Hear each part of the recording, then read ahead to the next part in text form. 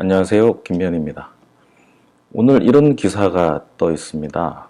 법원 임대차법 시행 전 계약 갱신 요구 거절 가능. 다른 기사 뉴스원에도 마찬가지 내용이죠. 임대차법 시행 전 매매 계약 임차인 갱신 요구 거절할 수 있다. 첫 판결. 연합뉴스에도 임대차법 시행 전 집계약. 작년 7월 31일부터 들어온 제도가 하나 있는데 주택에도 갱신 청구권을 도입한 겁니다. 이제 쿠폰이라고 제가 표현을 했죠. 그동안 상가 임대차에는 10년의 범위에서 이 쿠폰을 쓸 수 있는 갱신 청구권이 있었는데 작년에 최초로 도입이 됐습니다. 주택임대차보호법에.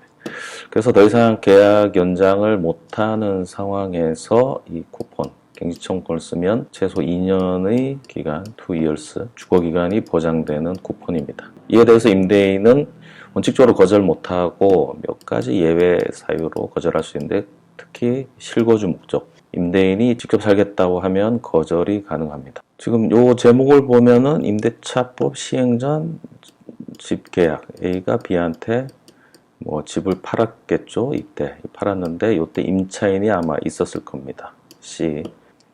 계약을 했는데 소유권은 이때 이제 등기를 가져왔고 이 상태에서 C가 A에게 요 갱신 청구권을 행사한 겁니다. 행사하고 그 다음에 소유권이 이제 바뀌었습니다. 자, 근데 요 A가 이때 거절했어요. 거절했는데 거절 사유가 뭐냐면 A는 어차피 실거주가 아니잖아요. 그 거절 사유가 이 갱신 청구권을 들어줄 수 없는 중대한 사유가 있다라고 거절했어요. 하고 이제 소유자가 바뀌었죠. 바뀌니까 C가 다시 B한테 또 갱신 청구를 한 겁니다. 하자 B가 또 거절을 했어요. 이 거절은 뭐냐면 실거주. 요 사안입니다. 자, 일단 말씀드릴게 이 쿠폰은 일회용 쿠폰입니다. 한 번 쓰면 없어져요. 그리고 사용 당시 소유자한테 사용을 해야 됩니다. 요때 1차적으로 갱신 청구권 쿠폰 행사했죠. 그럼 쿠폰 더 이상 없어요. 자, 이때 갱신 청구한 거 이거. 이건 쿠폰이 없기 때문에 이거는 아무 법적 효력이 없습니다. 따라서 여기에 대한 갱신 거부. 이 모든 절차는 법적으로는 아무것도 없는 겁니다. 존재하지 않습니다. 법적인 효과는 없어요. 법적 효과는 무. 근데 이 지금 기사 제목을 보면 임대차법 시행 전 집계약 임차인 갱신 요구 거절 가능 해서 C가 새로운 주인한테 갱신 청구 행사했을 때 이 새로운 주인이 거절하는 게 정당하다. 이런 것처럼 지금 제목도 돼 있고 기사 내용도 그래요. 앞에 다른 기사들도 다 이런 식으로 해석하고 있습니다. 근데 그게 아니죠. 이건 법적으로 일단 이때 썼으니까 여기서 쟁점은 뭐냐면 요 갱신 청구권 요거는 쿠폰, 일회용 쿠폰 사용한 거 맞잖아요.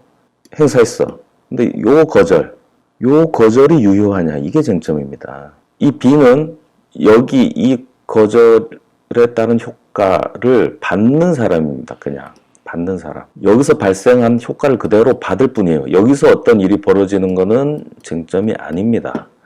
만약에 이 거절이 유효하면 B는 그대로 C를 내보낼 수 있는 권리를 받는 거고요.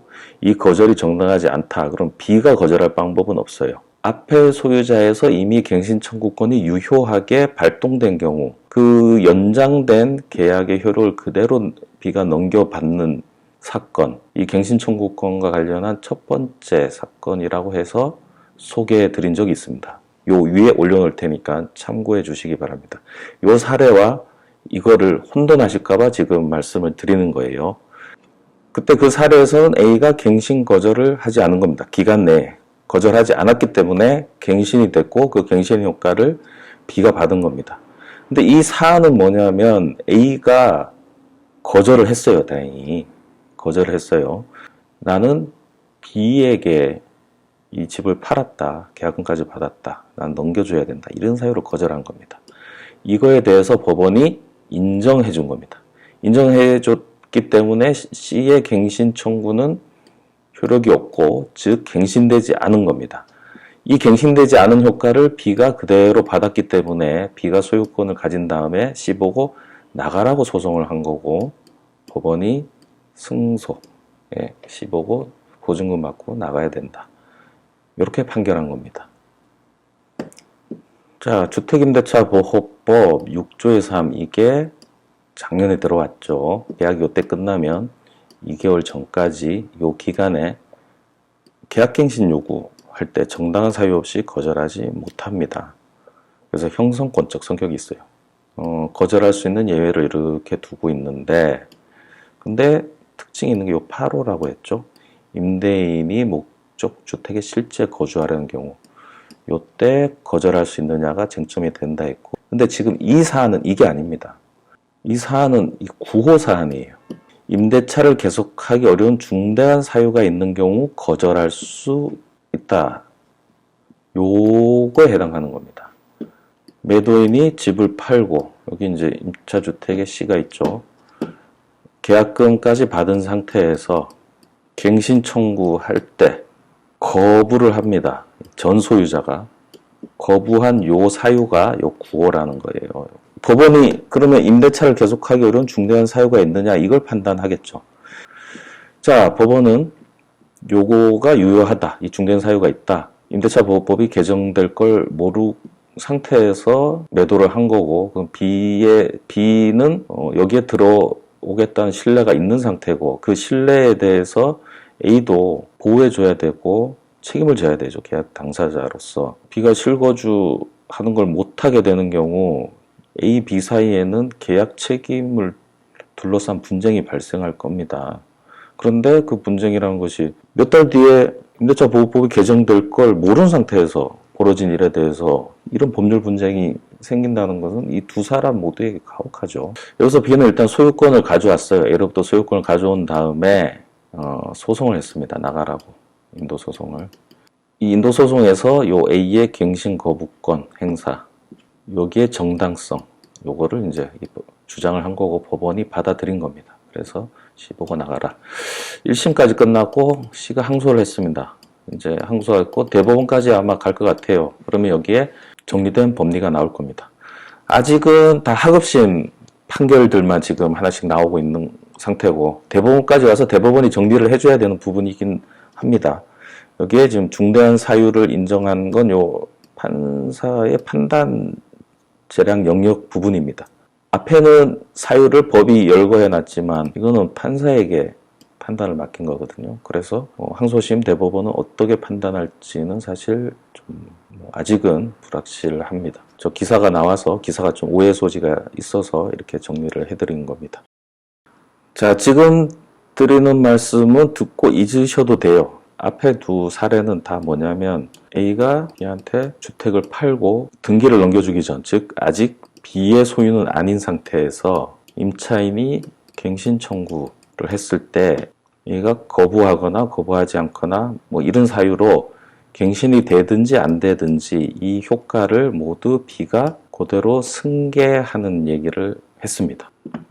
여기 3조에 있죠. 사항, 임차주택 양수인은 임대인의 지위를 승계한 것으로 본다. 근데 이와 관련해서 추가적인 쟁점을 하나 소개만 드릴게요. 나중에 재판 걸리면 또 제가 말씀드릴 건데 소개만 해드릴게요. 요거하고 좀 다른 부분인데, C가 갱신 청구권을 행사했을 때 이 A하고 사이에 아예 효력이 나버리는 거. 갱신 되든지 안 되든지가 2개월 전에 확정이 돼버리고 B는 효과를 받습니다. 지금 말씀드리려는 건 뭐냐면 갱신 청구권을 행사했을 때 2개월 되기 전에 A는 일단 침묵해요. 저기 답을 안 해요. 그리고는 얼른 B한테 소유권을 줍니다. 그러면 요 2개월 전에 B가 소유자가 되죠. 되면 B가 거절을 해요. B는 여기 실거주 목적이 있어요. 이 거절. 요게 가능한가? 요게 하나의 쟁점으로 지금 논의가 되고 있습니다. 여러분 어떠실 것 같아요? 이것에 대해서 국토교통부 유권 해석은 이거는 안 된다 이렇게 해석해요. 왜냐하면 갱신 청구권을 행사하고 A한테 정당한 이유가 없으면 이미 갱신이 돼버렸다 라고 해석을 해버립니다. 갱신 청구권을 형성권으로 보기 때문에 그렇습니다. 근데 제가 여러분한테 강의할 때 이걸 이 갱신 청구권을 형성권이라고 안 하고 형성권적 성격이 있다 이렇게 자꾸 구별해서 표현을 하는데, 저는 이 국토교통부하고 생각이 좀 다르거든요. 형성권, 완전한 형성권이 아니라 형성권적 성격이 있습니다. 왜냐하면 A에게 정당한 사유가 있으면 거절할 수 있잖아요. 그러니까 완전한 형성권은 아니에요.